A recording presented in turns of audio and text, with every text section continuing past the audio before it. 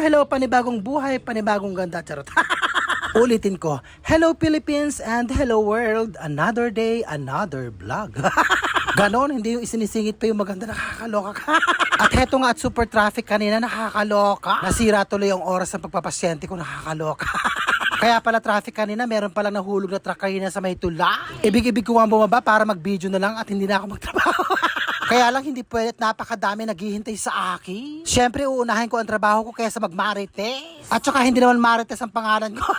At heto nga, tapos na ang aking maghapong pagkatrabaho at magluluto na ako ng uulamin namin ni Maro. Siyempre may pakonting pa-surprise, ganon. Mamaya i-reveal ko siya, charot.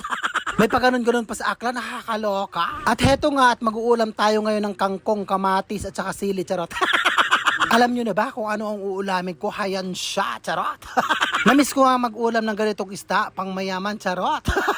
Alam nyo naman ang presyo ng pampano, napakamahal pero napakasarap. Tapos hahaluan ko siya ng hipon, o diba napakasosyal ng ulam namin ni Maro ngayon. At hihigop ako ng napakasarap na sabaw, onya. Heto na nga at mag-uumpisa na akong magluto, o diba, pak na pak. Paiinitin ko nga ng bahagya bago ko ilagay ang mga gulay, o diba, pak na pak. Charot.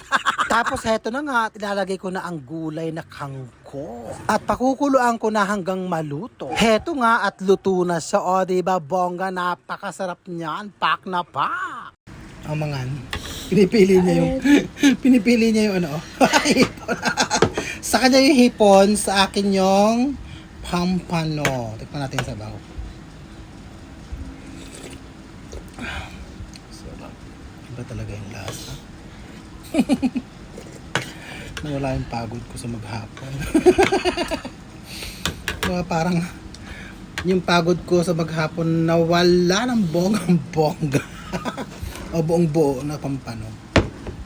Kain! Ang sarap, oh. Ano? Hindi ba talaga yung lasa?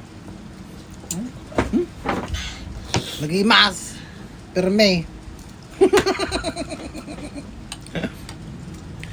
Ay, pak na pak yung lasa talaga, promise. Bye guys. Bye daw. Ma'am, I love you all. Bye. Bye bye.